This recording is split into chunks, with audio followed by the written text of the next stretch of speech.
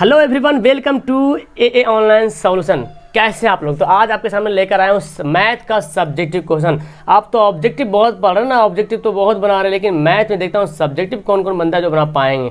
और देखो, अभी मैं मैथ का टेस्ट लेता हूँ तो बहुत से स्टूडेंट एकदम पीछे हो जाते हैं, पता नहीं क्या होता है उन लोग के साथ। बहुत जल्दी मैं बताने वाला हूँ क्या है इसके पीछे। तो सबसे पहले ये जानो कि आप यहाँ पे जो मैथ पढ़ेंगे वो 2020 यानी कि बिहार बोर्ड का एग्जाम 2020 में आया हुआ सवाल सेकंड शिफ्ट का। इसमें मैं 1 से 5 तक मैं पढ़ा दिया हूँ, वीडियो डाला हुआ है नीचे डिस्क्रिप्शन प्ले लिस्ट में जाना, वहाँ पे आपको मिल जाएगा। ठीक है, फिलहाल यहाँ पे 5 से 6 क्वेश्चन यानी कि 5, 6, 7, 8, 9, 10 5 क्वेश्चन इस वीडियो में पढ़ते हैं और 5 क्वेश्चन देखते हैं कितना आप लोग बना पाते हैं। तो वादा कीजिए 5 से 5 बनाएंगे। अगर 5 में 5 बनाओगे तो आपको 10 नंबर मिल जाएगा। क्लियर है? स्टार्ट करते हैं, वीडियो को शुरू से लेकर आखिर तक देखना। अब बहुत ही हल्का हल्का सवाल है जी। तो देखिए ये सवाल यहाँ पे 6 नंबर से। ठीक है, सॉरी आपको साउंड गाना की आवाज़ आ रही होगी, तो फिलहाल आप पढ़ाई पे ध्यान दीजिए, ये सब तो होता रहता है। सवाल है कि समांतर श्रेणी दिया हुआ है 7, समांतर श्रेणी का 7वां पद है 1/9, 9वां पद 1/7 है, तो 63वां पद क्या होगा? ये क्वेश्चन देखते ही स्टूडेंट का दिमाग उड़ जाता है, बोलते यार कैसे बनाएंगे इस सवाल को। बट्टा वाला जैसे सवाल आता है ना, बट्टा वाला या पॉइंट वाला, पता नहीं स्टूडेंट के साथ क्या होता है, ठंड लग जाती है क्या। तो देखो आप जानते इसको हल देखो कैसे करेंगे, बहुत हल्का से यहाँ पे हल करना है। आप जानते हैं जी कि प्रथम पद क्या होता है? प्रथम पद, चूंकि प्रथम पद क्या है? ए है, और पदांतर या तो बोलते सार्वयंतर है ना, सार्वयंतर कितना है? डी, ये जानते हैं। तो बोल रहा प्रश्न बोल रहा जब टी एन आप फॉर्मूला निकालते हैं क्या होता है? A plus N minus 1 into D, ये तो निकालते हैं ना जब टी एन का formula A plus N minus 1 into D. अब पहला यहाँ पे बोला जा रहा कि समांतर श्रेणी का 7वां पद 1/9 है, 7वां पद 1/9 है। मतलब यहाँ पे आप करते प्रश्न से यहाँ पे टी एन, लेकिन यहाँ पूरा 7वां पद यानी कि T7 बराबर ए प्लस एन। तो एन कितना है? 7वां तो है, 7वां पद मतलब एन 7वां है, माइनस 1 इंटू डी, डी तो पता ही नहीं है, डी ऐसे रहने देते हैं। और देखो 7वां पद दे दिया, कितना दिया? 7वां पद दिया 1/9, क्या दिया? 1/9 दिया हुआ है। और ए प्लस 7 में से घटेगा तो 6D। ठीक है, इसको समीकरण फर्स्ट कर लो। क्लियर है? अब तथा अब दूसरा देखो, ये दिया हुआ 9वां पद दिया हुआ 1/7, फिर लिखेंगे T9, तो A plus N minus 1 into D, तो एन कितना है? 9 है। 9 में देखो 9 यहाँ पे एन था, एन के यहाँ पे 7 लिख लेंगे, 7 लिखे यहाँ पे, एन की जगह पे लिखेंगे 9, तो यहाँ पे क्या लिखेंगे? 9 लिखेंगे, 1 इंटू डी। तो देखो और T9 9वां पद कितना दिया? 1/7 दिया। हमको बनाने से पहले आप बता आंसर बताओ फटाफट इसको। तो ए प्लस कितना होगा? 9 में से घटेगा तो 8D। ये समीकरण क्या हो गया? सेकंड। समीकरण फर्स्ट हो गया, समीकरण सेकंड हो गया। अब क्या करो, समीकरण फर्स्ट को सेकंड से क्या करो? हल कर दो, है ना। फर्स्ट को सेकंड से घटा दो, ये भी तो किसी एक को काटना पड़े, चाहे ए को काटो चाहे डी को काटो। तो यहाँ पे लिखते देखो नीचे, यहाँ पे लिखते हैं समीकरण फर्स्ट माइनस सेकंड से, फर्स्ट को सेकंड से घटाना है। फर्स्ट क्या समीकरण है? तो फर्स्ट समीकरण आपको दिख रहा है, ये देखो ए प्लस 6D बराबर, हम इधर करके लिख देते, कोई दिक्कत है? हम इसको इधर लिख लेंगे, क्या दिक्कत है? और दूसरा क्या है? ए प्लस 8D बराबर क्या है? 1/7। अब घटाने का मतलब निशान चेंज, जब भी घटाने की बारी आएगा ना तो निशान चेंज करना, प्लस को बना देंगे माइनस, प्लस को बना देंगे, देखो 8 प्लस में बन गया माइनस में, ये प्लस में बन जाएगा माइनस में, तो ये दोनों खल्ला चांस हो गया। 8D में से 6D घट जाएगा तो कितना बचेगा? -2D, चूँकि माइनस है। और यहाँ पे क्या करना? घटाना, तो आप कैसे घटाइएगा भाई? तो यहाँ पे आपको साइड में कर लीजिए, या तो यहाँ पे लिख लीजिए 1/9 माइनस 1/7, है ना। तो चलो -2D।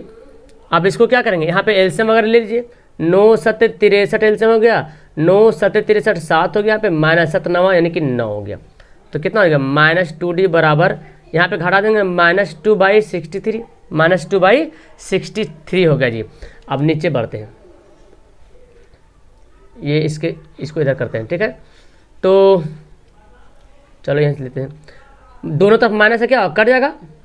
आइए दो भी क्या होगा? कट जाएगा, क्योंकि क्रॉस गुना कीजिएगा तो कट जाएगा। तो इसका मतलब क्या होगा? देखो अभी नहीं समझे ना, इसको मैं आपको बैक करता हूँ, पहले 1 मिनट पहले बैक करता हूँ तो आपको समझ में आएगा। देखो क्रॉस गुना करते, इसको क्रॉस गुना करेंगे तो देखो -2D को 63 से गुना कर देंगे, आइए तो -2 रहेगा। अब हमको निकालना है डी ना, हमको डी का वैल्यू निकालना है, तो -2 और सब जो है ये जो गुना में कहाँ चल जाएगा? नीचे आ जाएगा भाग में, 63 गुना -2 आ जाएगा। तो -2 ऊपर भी -2 नीचे भी क्या आएगा? -1/63। डी का वैल्यू आ गया 1/63। निकालने क्या बोल रहा? निकालने बोल रहा 63वां पद, तो 63वां पद के लिए हमको ए भी निकालना पड़ेगा और डी भी निकालना पड़ेगा। तो डी तो निकाल लिए, अब ए कैसे निकालेंगे भाई, तो बोलेंगे डी का मान है ना, डी का मान किस में रख दें, किसी एक में रखो ना, फर्स्ट में रख देते। चलो फर्स्ट में रखने पर फर्स्ट क्या हमारा इक्वेशन था, देखो फर्स्ट इक्वेशन क्या था, a + 60 बराबर 1/9, a + 60 बराबर 1/9, ऐसे भी लिख सकते हैं।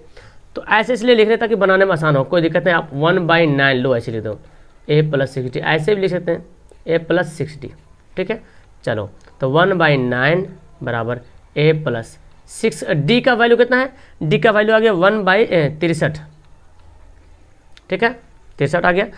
अब देखो यहाँ पे 1/9 बराबर 1, ये प्लस क्या हो गया 6/63 हो गया, 63 को उठा के इधर ले चले आओ, तो 1/9 प्लस इधर क्या बनेगा 6/63 बराबर ए बचेगा। अब क्या हो गया यहाँ पे एलसीएम फिर ले लो 63, तो 7 9 63, 7 9 होता है ना, तो 9 7 63, तो 7 हो जाएगा, ये कितना होगा, ये तो 1 हो जाएगा जी, सॉरी 6 हो जाएगा, 63 कटेगा तो 1 को 6 से गुणा कर हो गया। फिर यहाँ से ऐसे करते हैं, समझते जाना, ठीक है। घटा दें कितना आ जाएगा, इसको जब घटाइए तो 1/63 लो, तो ए का वैल्यू भी 1/63 आ गया और डी का वैल्यू भी है 1/63, दोनों का वैल्यू क्या आ गया 1/63। अब निकालने बोला क्या, इसलिए टी 63 63वां पद तो निकालने के लिए बोला, देखो सवाल में बोला जी 63वां पद क्या है, लो 63 1/63 बराबर क्या लिखेगा, a + 63 - 1 n - 1, तो n हमारा 63 है इंटू डी। अब a का वैल्यू कितना 1/63, ये घट के कितना आ जाएगा, घट का जाएगा 62 आ जाएगा, चलो इंटू ये 1/63। अब क्या करना पड़ेगा, 1/63 हो गया, 62 को 1 से गुणा करो तो 62 हो जाएगा /63, भिन्न का जोड़ लिखो यहाँ पे 1 + 62। अरे यार कितना हल्का आंसर आ गया, सबका आंसर ये आया, बिल्कुल देख कितना बड़ा बनाए थे, पहाड़ टाइप का लग रहा था, और आया आंसर क्या 1 आंसर आया है, बड़ा गजब का सवाल है। देखो इतना नंबर इतना दूर बनाओगे तब पता कितना नंबर मिलेगा, सिर्फ 2 नंबर मिलेगा जी। तो देखो ये 5 नंबर का सवाल ऐसा नहीं, थोड़ा सा कन्फ्यूजन करने वाला रहता है 5 नंबर सवाल, तो ये है इजी सवाल है, कुछ भारी सा सवाल नहीं है। समझ में आ गया आपको अच्छी तरीके से, बिल्कुल आ गया होगा मेरे ख्याल से। तो चलो नेक्स्ट सवाल पढ़ते हैं। अब देखो सवाल बोले कितना हल्का सवाल बोल रहा, माध्य निकालने के लिए, क्या इसमें दिक्कत है। अब देखो सवाल में इसलिए करा रहा हूँ कि आपको सारा माइंड में रिवीजन होते रहे, कभी माध्य कभी माध्यिका, कभी यहाँ तो कभी वहाँ, ताकि अगर आप सोच रहे हैं कि हम बहुपद बना रहे हैं, बहुपद सिर्फ बनाते रहे 2 महीने तक, फिर पीछे क्या होगा, कैंसिल हो जाएगा, आपका एग्जाम का डेट भी आ गया यार, तो फटाफट पढ़ो मस्ती से जो पढ़ा रहा हूँ, ठीक है। क्या करेंगे, सबसे पहले तो हमको एक कॉलम बनाना पड़ेगा। चलो तो यहाँ पे नीचे हम कर लेते थोड़ा सा इसको, और 1 मिनट इसको नीचे कर दे थोड़ा सा, यहाँ हो गया, कॉलम बनाना पड़ेगा हमको। चलो मैं यूं ही कॉलम बनाता हूँ, इसी तरह से हैंड से लिख के ये बना लेता हूँ कॉलम बनाया मैंने यहाँ पे, ये गया इधर, ठीक है, ये गया इधर। अब क्या करेंगे, यहाँ पे तो इसको करेंगे यार, ये आ गया हमारा है ना, तो हल करें ना हल, ये इसमें पहले तो वर्ग अंतराल लिखना पड़ेगा जी, जो दिया हो वर्ग अंतराल, फिर बारंबारता दिया तो बारंबारता लिखना पड़ेगा, फिर एक वर्ग चिन्ह भी लिखना पड़ेगा, और लास्ट में लिखना क्या पड़ता है बारंबारता गुना, यानी कि यहाँ पे हम लिख दें, यहाँ पे वर्ग अंतराल क्या लिखेंगे, वर्ग अंतराल। चलो फटाफट इसको बना कर बताओ आंसर क्या होगा, जब तक मैं बना रहा हूँ मेरे से पहले आप लोग बनाना, बारंबारता, और ये क्या हो गया वर्ग चिन्ह, बारंबारता को f बोलते हैं, क्या बोलते हैं f बोलते हैं, और वर्ग चिन्ह को बोलते हैं x से, आप x से लिख दो वर्ग चिन्ह, कोई दिक्कत नहीं, और इसको क्या बोलते हैं f बोलते हैं, तो वर्ग चिन्ह भी लिख सकते हैं, कोई दिक्कत नहीं। अब देखो क्या से 40 से 50 है, तो हम भी यहाँ पे लिख देंगे 40 से 50 है, 50 से 60 है, 60 से 70 है, 70 से 80 है, 80 से 90 है, और 90 से 100 है, 90 से 100 है, ठीक है। अब बारंबारता क्या होगा, तो देखो बारंबारता 15 है जी, 25 है जी, और 14 है, 12 है, 8 है और 6 है। एक्स कैसे निकालते हैं, एक्स निकालने एकदम धांसू सा तरीका है, ये दोनों को जोड़ो और आधा कर दो, तो जोड़िए कितना आएगा 40 50, 90 के आधा कितना होगा 45, फिर देखो 50 60 जोड़े कितना होगा 110, 110 का आधा क्या होगा 55। तो एक बात यहाँ पे आपको देखने को मिल रहा, 40 था तो 45 हो गया, 50 था तो 55 हो गया, तो 60 है तो क्या होगा 65 हो जाएगा, 70 तो क्या होगा 75 होगा, आप जोड़ के आधा कर लो आ जाएगा, 80 तो क्या हो जाएगा 85 हो जाएगा, 90 है तो 95 हो जाएगा। आया समझ में मेरी बात, ये दोनों को जोड़ो 2 से भाग करो तो यही आने वाला है। तो हम यहाँ से कंडीशन देख लेंगे, 40 था तो 45 लिखे 5 बढ़ाएं, 50 था तो 5 बढ़ाएं 55 हो गया, 60 था तो 5 बढ़ाएंगे 65 हो गया। अब एफ क्या होता है गुना करना होता है, 15 को 45 से गुना करो, तो इसलिए मैं ऐसा मैथ आता है ना तो हम कल्पित माध्य विधि से बनाने में ज़्यादा आसान रहता है। फिलहाल आप ऐसे ही बना सकते हो, कोई दिक्कत नहीं। तो देखो 4045 को गुना कर देंगे तो आ जाएगा 675। देखो इसलिए इसमें बनाना तो ज़्यादा कराहित महसूस होता है, इतना लंबा चौड़ा गुना भाग जोड़ घटाव रहता है यार, है ना। इसको गुना करोगे तो मैं शॉर्ट में बनाता हूँ, ठीक है। 1375 आएगा। 65 को 14 से गुना करोगे तो 910 आएगा, ठीक है। और 75 को हो गया ना, 75 को 12 से गुना करोगे तो 900 आएगा। 85 को 8 से गुना करोगे तो 680 आएगा, गुना कर लेना। 95 को 6 से करोगे तो 570 आएगा। कल्पित माध्य विधि बनाओगे ना तो बहुत आसानी से बन जाएगा, इतना गुना भाग नहीं करना पड़ेगा। सिग्मा एफ एक्स इसको जोड़िएगा तो आ जाएगा 5110, और ये हमारा सिग्मा एफ, और ये इसको जोड़ना है पे आएगा 80। कितना आएगा? 80 आएगा। अब जब 80 आ गया, देखो इस माध्य में ये इस कंडीशन से बनाते हैं तो माध्य का फॉर्मूला बहुत आसान होता है, इसलिए इससे बना सकते हैं।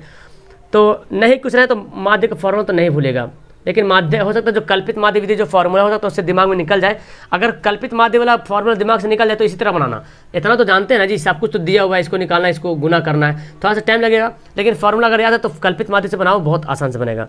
सिग्मा एफ एक्स कल्पित माध्य बनाने के लिए तुम मेरा जो है ना पूरी वीडियो देख लीजिए जो मैं पढ़ाया हूँ। सिग्मा एफ एक्स कितना दिया? 5110, और सिग्मा एफ कितना दिया? 80। काटा पीटी करो, यहाँ पे 0 0 कट गया। अब आ गया 511 ना, 511/8। इसको भाग करो, ये 511 है, ठीक है। 511/8 इसको भाग करोगे तो आएगा 63.82, ठीक है। ये क्या हो गया? हमारा आंसर हो गया। कुछ दिक्कत लगा? हाँ, भले ही मैं पहले गुना कर दिया मोबाइल में देख के, खैर कोई दिक्कत नहीं, गुना तो करना है। मेरा मतलब मकसद मेरा ये है कि आपको बता दूं, रिवाइज करा दूं कि ऐसे बनेगा। बाकी तो आप जिस कंडीशन से बनाओ, रोबोट हो जाओ चाहे कैलकुलेटर से कर लो, लेकिन एग्जाम में ऐसा नहीं करना पड़ेगा, आपको पूरा गुना वगैरह करना पड़ेगा, ठीक है। अगर मैं यहाँ पे गुना करने लगूँ तो फिर टाइम वेस्ट हो जाएगा ना। तो चलो नेक्स्ट सवाल पढ़ते हैं। 7 सवाल क्लियर हो गया, मतलब 2 सवाल क्लियर हो गया, ये 7वां नंबर सवाल था इस सीरीज का। चलो नेक्स्ट सवाल पढ़ते हैं। अब देखो सवाल नंबर 8 है जी, मतलब तीसरा सवाल आपकी सीरीज के हिसाब से है, और इस सीरीज के हिसाब से 8वां सवाल है। क्या बोलता है? देखो सवाल से क्या कितना नंबर उससे मतलब नहीं, बनाओ सवाल। बोलता क्या है? इसको सिद्ध कीजिए और 1 लाइए। कोई बदकिस्मत होगा या बदनसीब वाला होगा या तो नहीं पढ़ रहा होगा जो इसको नहीं बना पाएगा, एकदम हल्का सवाल है। 2 का जोड़ा बनाएंगे इसमें, और जोड़ना हमको कैसे? 90 आना चाहिए। 48 27 आता, 90 नहीं आता ना, तो 48 और 42 तो 90 आएगा, और 23 और 67 90 आएगा। तो हम इसको लेंगे LHS। तो ऐसे तो आंख बंद करके इसका आंसर दे दोगे आप, मुझे पता है। tan 48 और tan 42, इधर tan 23 इंटू tan 67, ठीक है। तो किसी एक को इन दोनों में से किसी एक को चेंज करेंगे, इनमें से भी किसी एक को चेंज करेंगे। चलो तो शुरू में हम लिख देते tan 90 - 42 लिख सकते हैं, क्योंकि 90 में से 42 घटेगा जी तो आ जाएगा। ओके, तो हम यहाँ पे देखो 90 में से 42 घटाएंगे तो 48 आ जाएगा। हम इसको लिखते हैं tan 90 में सीधा पढ़ा, जानते हो कि नहीं जानते हो? बिल्कुल जानते हो ना, आप लोग सब रेगुलर पढ़ रहे हो तो जानते होंगे आप लोग। अब ये हो गया, अब इसमें से भी चेंज करेंगे। tan 90 - 67 लिख सकते हैं, चूँकि 90 में से 67 घटेगा तो 23 आ जाएगा। और tan 63, देखो जी शादी वादी का मौसम चल रहा भी है ना, इसलिए इधर ध्यान मत दो गाना वगैरह पे। tan 90 में सीधा बराबर क्या होता है? cot theta. तो cot थीटा कितना? 42 है, इंटू tan 42। मुझे भी जाना है रात में शादी में। tan 90 में सीधा बराबर क्या होगा? cot थीटा, cot 67 इंटू दोस्त की शादी है। अब देखो cot theta into tan theta क्या होता है? 1 होता है, और cot theta into tan theta क्या होता है? 1 होता है। क्या हो गया? 1 हो गया। RHS क्या हो गया? RHS हमारा प्रूव्ड हो गया। क्लियर है? कितना अच्छा सा सवाल है, आप बता, एकदम अच्छा लगा कि नहीं सवाल? चलो आगे पढ़ते हैं नेक्स्ट सवाल। अब देखो ये नियामक ज्यामिति का सवाल है, जिसके ऊपर तो कोऑर्डिनेट ज्योमेट्री, बहुत ही हल्का सवाल है। देखो लेसन है बड़ा मस्त वाला, ठीक है, और एनसीईआरटी का पूरा सवाल पढ़ाते हो। लेसन बड़ा मस्त वाला सवाल है। मैट्रिक क्लास में 2-3 ही लेसन है जो थोड़ा सा अच्छा लगता है पढ़ने में, बाकी तो सब एकदम बच्चे टाइप का लगता है। जैसे कि कोऑर्डिनेट ज्योमेट्री हो गया, त्रिभुज हो गया आपका, सर्किल हो गया, ट्राइगोनोमेट्री तो खैर हल्का फल्का तो कोई खास नहीं है। चलो तुम इसको बनाते हैं। क्या बोलता है? सिद्ध कीजिए कि बिंदु दिया हुआ PQR एक समकोण त्रिभुज है। आप जानते हैं बता कि समकोण त्रिभुज जो होता है कैसे जानेंगे समकोण त्रिभुज? समकोण त्रिभुज सिद्ध करने के लिए बोला तो क्या करेंगे? तो अब बोलेंगे सर समकोण त्रिभुज सिद्ध करने के लिए इजी सा फंडा है ना सर, AC² देखेंगे। अगर AC² जो है AB² और BC² ये दोनों के जोड़ के बराबर इसके बराबर आता है, AC के बराबर, तो समकोण त्रिभुज हो जाएगा। यानी कि AC² बराबर AB का स्क्वायर प्लस BC का स्क्वायर। अगर AB के स्क्वायर इसका स्क्वायर और BC का स्क्वायर अगर जोड़ के AC² के बराबर आता है तो हमारा आंसर हो गया। जैसे कि देखो 10 दे दें, 8 दे दें, अच्छे दे दें, तो 10 दें के 100 हो जाएगा, और 8 8 64 हो जाएगा, 6 6 36 हो जाएगा। लेकिन यहाँ पे है नियामक ज्यामिति। इसको बनाने के लिए हम पहले एक समकोण त्रिभुज बनाते हैं। बन गया, 13 कोण दिख रहा, चलो कोई दिक्कत नहीं, समकोण बनना चाहिए। 90 बन गया यहाँ पे। अच्छा पी क्यू आर बोला था, ए बी क्यों लिख रहे हैं? देखो ए बी सी लेने का आदत है, इसलिए ए बी सी ले लिए। पी क्यू आर पहले दे रहा तो पी कितना दे रहा 3 2, जैसा अरेंज में दिया उसी अरेंज में लेना है। क्यू कितना -2 -3, अब आर कितना दिया 2 3, क्लियर है, दे दिया। अब बोलता है एक समकोण त्रिभुज है कि नहीं, तो आप क्या कीजिएगा, पी आर निकालिएगा, दूरी का फॉर्मूला जानते हैं ना, बहुत अच्छी तरीके से आप जानते हैं, और क्यू आर निकालिएगा, पी क्यू निकालिएगा। तो चलो पहले एक एक करके पहले पी आर या पी क्यू क्यू आर जैसे मर्जी वैसे निकालो ना, क्या दिक्कत है, ठीक है। तो हाँ चलो पहले हम ये निकालते हैं, कर्ण निकालते हैं। यहाँ पे क्या लिखते हैं, दूरी सूत्र, चूंकि दूरी सूत्र क्या होता है, x1 - x2 का whole square plus y1 - y2 का होल स्क्वायर का ओवर रूट, ये होता है दूरी सूत्र का फॉर्मूला। इसलिए हम पी क्यू निकालते हैं, या क्यू, चलो पी क्यू निकालते हैं, हटाओ पी क्यू निकालते हैं, पी क्यू। तो देखो अब किसी को इसको x1 माना तो इसको x2 मानना पड़ेगा, इसको y1 माना तो इसको y2 मानना पड़ेगा, है ना। तो x1 - x2, x1 कितना हमारा 3 है, 3, x2 कितना है -2, और पहले से फॉर्मूला भी बोल रहा माइनस, तो माइनस माइनस क्या हो जाएगा, माइनस माइनस हो जाएगा हमारा प्लस हो जाएगा ना। ओके, तो यहाँ पे x1 तो मैंने लिख दिया 3, x2 कितना है यहाँ पे फिलहाल -2 है, तो माइनस माइनस प्लस हो जाएगा। तो हम यहाँ पे लिखते हैं +2 घेर के लिख देते डायरेक्ट, है ना, डायरेक्ट लिखते हैं +2। y1 कितना यहाँ पे 2 है, और y2 कितना है -3, और पहले से माइनस फॉर्मूला भी होता है, तो माइनस माइनस +3 का स्क्वायर, 3 2 कितना 5 का स्क्वायर प्लस 3 2 5 का स्क्वायर, 5 5 25 प्लस 5 5 25, कितना हो गया ये √50। जब इसको तोड़ेंगे तो आप इसको लिख सकते हैं 50 को लिख सकते हैं 5 गुना 5 गुना 2, क्योंकि 5 5 25 25 गुना 50, तो 5 निकल गया हमारा बाहर, घर के बाहर, अंदर आ गया 2। तो चलो पी क्यू तो निकाल लिए, अब क्या निकालते हैं, क्यू आर निकालते हैं, 1 बाई 1 करके निकालते हैं, तथा क्यू आर के लिए क्या करेंगे, x1 - x2 करेंगे, सेम कंडीशन यहाँ पे है यार, x1 - x2 करेंगे। x1 कितना हमारा, जैसे अगर इसको x1 माना तो इसको x2 मानना पड़ेगा, इसको y1 माना तो इसको y2 मानना पड़ेगा। x1 - x2 है, x2 कितना है 2 है, तो -2 होता है ना, तो -2 का होल स्क्वायर, y1 कितना है -3 है, ठीक है, और y2 कितना है -3, तो ये भी, तो चूंकि प्लस इसलिए प्लस माइनस माइनस होता है। अब ये क्या होगा, 2 2 -4 का स्क्वायर, 3 3 -6 का स्क्वायर। तो देखो जी 4 चौक 16 होता है, कौन नहीं जानता 4 चौक 16, बच्चा जानता है, 6 6 36 होता है। इसको जोड़ लो 52 आ जाएगा। अब 52 को हम कैसे लिख सकते हैं, 2 गुना 13 लिख सकते हैं ऐसे, 13 चौक 52, तो 2 निकल गया बाहर, अंदर आ गया 13। तो ये क्या है, क्यू आर आया। अब हमारा क्या निकालना है, अब हमको निकालना है जी, देखो पी आर निकालें, तो देखो हमारा बनेगा पी आर निकालना पड़ेगा हमको। तो चलो पी आर भी लिख लेते हैं यहाँ पे, 1 मिनट, ये क्या ऊपर नीचे हो रहा है ऐसे, हाँ, तथा पी आर। तो पी आर के लिए क्या करेंगे, देखो पी आर के लिए देखिए क्या करते हैं, यहाँ देखिए पी आर, यहाँ देखो, ये देखो 3 - 2 है ना, और 2 - 3 हो जाएगा। ये x1 तो x2, y1 तो y2, तो 3 - 2 2 - 3 है ना। तो यहाँ पे लिखते हैं 3 - 2 का स्क्वायर प्लस 2 - 3 का स्क्वायर। कौन नहीं जानता इसको, हर कोई जानता है ना। हाँ जी, तो देखो ये क्या हो गया, ये तो घट के 1 बचेगा, और ये भी घट के क्या बचेगा, -1 बचेगा, -1। तो -1 रहे या प्लस रहे तो बात तो बराबर है ना जी, √2 हो गया। अब हमारा आ गया, अब देखो चूंकि हमको पाइथागोरस लगाना है, ठीक है, चूंकि क्या लिखेंगे, पाइथागोरस प्रमेय से, पाइथागोरस प्रमेय से हम क्या लिख सकते हैं जी, पी आर का स्क्वायर बराबर पी क्यू का स्क्वायर प्लस क्यू आर का स्क्वायर, है ना। तो यहाँ पे लिखेंगे पी आर का स्क्वायर बराबर पी क्यू का स्क्वायर प्लस क्यू आर का स्क्वायर, ठीक है। पी आर कितना हमारा आया, देखो जी, तो इसका जो है ना वैल्यू पुट करने में मेरे से मिस्टेक हो गया, देखो मैं सुधारता हूँ इसको करना क्या है ना, इसका जो नामकरण हम लोग कर रहे थे, ये ठीक है, नामकरण इसको जो किए हैं, यहाँ पे सिर्फ इसको चेंज करते हैं नाम, बाकी सारा भी हमारा बन जाएगा, ठीक है। ये ऐसे रहने दो, ये सारा बनाता हूँ मैं अभी तुरंत। देखो इसका जो नाम ऐसे रखना, पी क्यू आर ऐसे लेना, ठीक है। तो हमारा ये दिया पी कितना दिया 3 2 दिया हुआ है।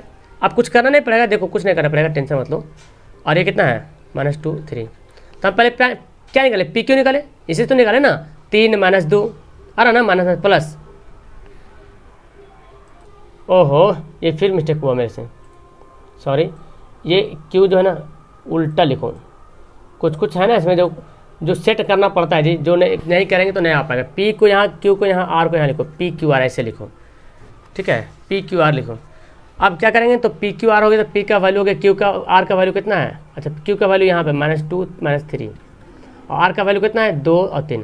तो देखो पी क्यू निकाले अभी हम, इससे निकाले पी क्यू, क्यू आर और ये देखो पी आर निकालिए। कारण हमारा कौन है, कारण हमारा कौन है क्यू आर, कौन सा कारण है क्यू आर, तो क्यू आर का स्क्वायर हो जाएगा। तो यहाँ पे हमको भी लिखना पड़ेगा क्यू आर का स्क्वायर, ठीक है। इसको मिटाते हैं पहले, हो गया। यहाँ पे लिखना पड़ेगा हमको क्यू आर का स्क्वायर, ठीक है। क्यू आर का स्क्वायर जो किसके बराबर होगा, पी क्यू के स्क्वायर के बराबर होगा और पी आर स्क्वायर के बराबर होगा। तो क्यू आर कितना आया, देखो क्यू आर आया हमारा कितना 2√13 है ना, 2√13 आया। तो हमें लिख देंगे यहाँ पे 2√13 का स्क्वायर। और पी क्यू कितना आया, पी क्यू आया 5√2, 5√2 आया था। देखो जी शुरू में निकाला था ना पी क्यू, देखो कितना आया 5√2 आया, चलो ठीक है 5√2 आया। और फिर पी आर, तो पी आर कितना √2 आया था ना, √2 का स्क्वायर, चूँकि स्क्वायर तो सब डालेंगे। ये कैसे हो जाएगा, 2 का स्क्वायर तो 4 हो जाएगा और √13 को √13 से गुना करें 13, 13 चौक 52 हो गया। यहाँ कितना हो जाएगा, यहाँ जोड़ो तो 5 का स्क्वायर 25, 25 दूना 50 और इसका कितना होगा 2। तो देख रहे 52 बराबर 52, दोनों तरफ क्या हो गया 52। अतः यह एक समकोण है ना, अतः यह पी क्यू आर लिखो, अतः पी क्यू आर एक समकोण त्रिभुज है, अतः पी क्यू आर एक समकोण त्रिभुज हो गया। इस तरह करना है, आपको आंसर आ जाएगा। तो सिर्फ यहाँ पे नामकरण में थोड़ा सा मिस्टेक हो रहा था, आपको भी हो सकता है मिस्टेक हो, तो आप ऐसे जब बनाना तो एक बार रफ करके देख लेना, ठीक है। आप अगर पहले पी क्यू क्यू आर पहले निकालना, उसके बाद देखना क्या हम यहाँ पे नाम बैठाएं। जो तीनों भुजा में सबसे बड़ा कौन आ रहा है, देखो 5√12 है और यहाँ पे क्या है, यहाँ पे 2√13 है यहाँ पे, तो जो है बड़ा रह गया उसको बड़ा इस तरफ रखो, बाकी सबको अंदर कर दो। तो देखो सवाल नंबर 10 हमारा है, यानी कि आपका 5वां सवाल हो रहा है, ठीक है। इसको हल करते हैं, 5वां सवाल है ना, देख लेता हूँ मैं एक बार। ओके बिल्कुल सही। तो बोलते हैं एक अर्धवृत्ताकार पार्क का क्षेत्रफल ज्ञात करें जिसका परिमाप अर्धवृत्ताकार। तो अर्धवृत्ताकार कैसे होता है, ऐसे होता है ना, इसको गोला मत समझना, अर्धगोला अर्धवृत्ताकार है। अर्धगोला में ये बना रहता है इससे, ये बना रहता है इससे, ठीक है। तो अर्धगोला तो है नहीं, ये बोल रहा अर्धवृत्ताकार। तो अर्धवृत्ताकार का निकालना है क्षेत्रफल, लेकिन इसका परिमाप दे दिया। तो पहले जानो कि अर्धवृत्त का क्षेत्रफल क्या होता है, वृत्त का क्षेत्रफल क्या होता है पाई आर स्क्वायर, तो आधा कर देंगे तो ये अर्धवृत्त का क्षेत्रफल है। लेकिन परिमाप हमको आर तो नहीं दिया इसमें, तो हमको आर निकालना पड़ेगा ये परिमाप के फॉर्मूला से, ठीक है। तो लेकिन चूंकि